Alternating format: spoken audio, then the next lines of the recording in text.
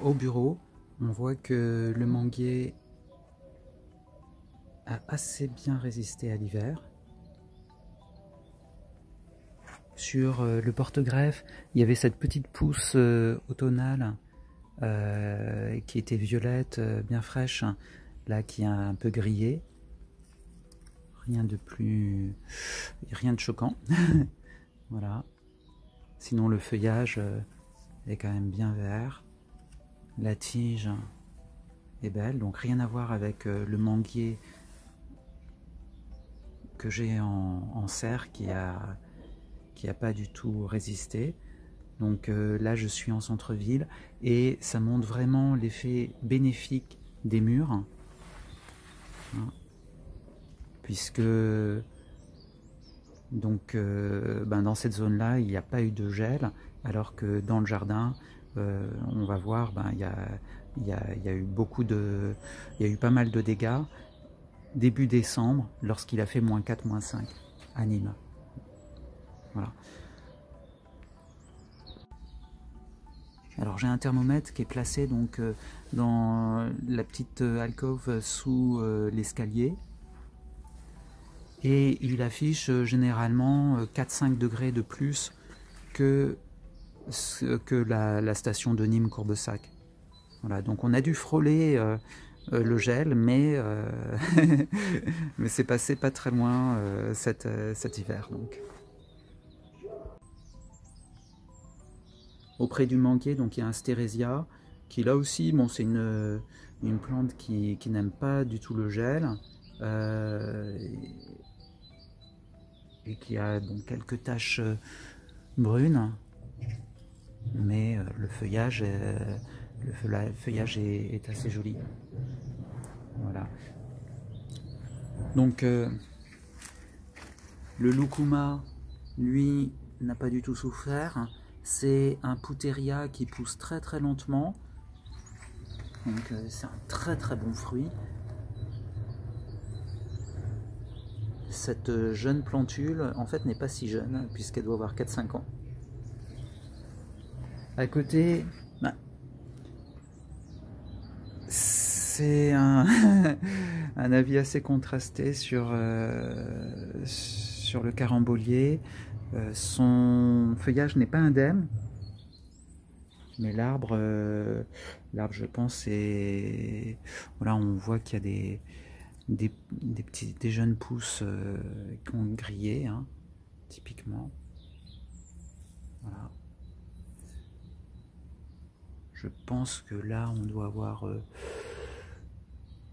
ouais, des départs de végétation. C'est vraiment voilà, il fallait pas 1 ou 2 degrés de moins, voilà. Alors il s'agit d'un vrai goyavier qui prend des tonalités violettes en hiver lorsque les températures ne lui conviennent pas, mais c'est assez joli. Et je pense que c'est sans conséquence sur la survie de l'arbre. Alors ici, dans les mauvaises herbes, il y a notre carissa, voilà, qui est pas vilain.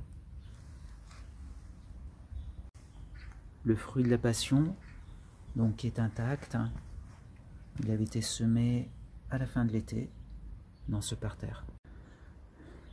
Alors ici, il y avait un magnifique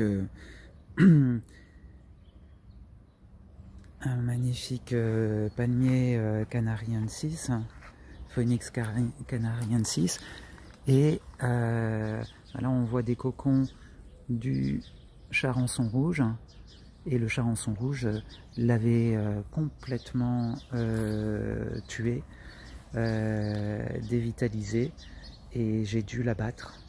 Voilà, c'est un élagueur qui s'en est chargé.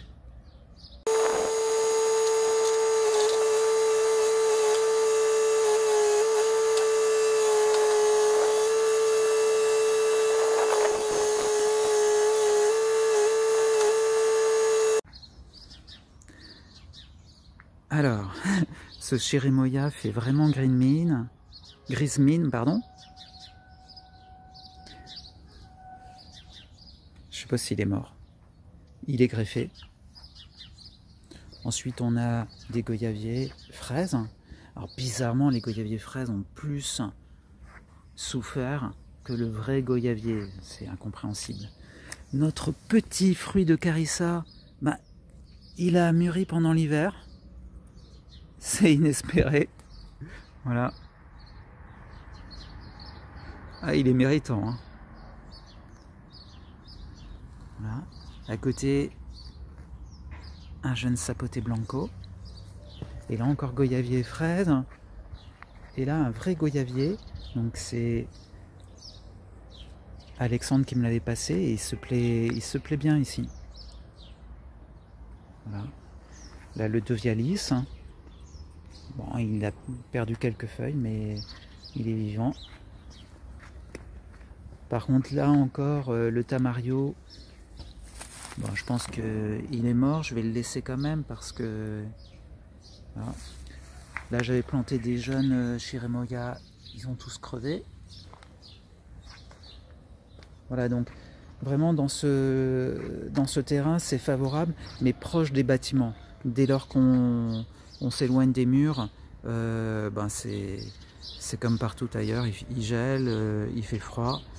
Et là on voit il n'y a plus une feuille sur ce Chirimoya. Le Sapote Blanco, lui, bah vous voyez, c'est net, hein, le Sapote Blanco résiste, là où le Chirimoya perd toutes ses feuilles. Bon, il perd ses feuilles, mais il n'est pas mort. Hein. Voilà. Là, on a un avocatier as, donc, qui s'apprête à fleurir, mais il est dans le bon tempo, voilà, il n'est pas impatient. Il sait que l'hiver n'est pas complètement terminé. Voilà. Bon, il est assez joli. Alors vous me direz, mais pourquoi tu as mis un as? C'est très fragile.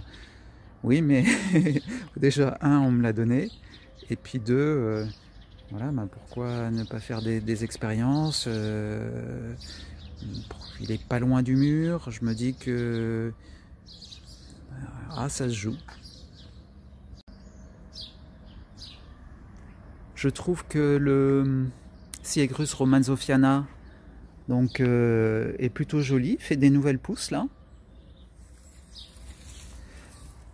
Ici il y a un macadamia qui a très bien passé l'hiver et son problème de chlorose tend à s'améliorer, j'ai l'impression.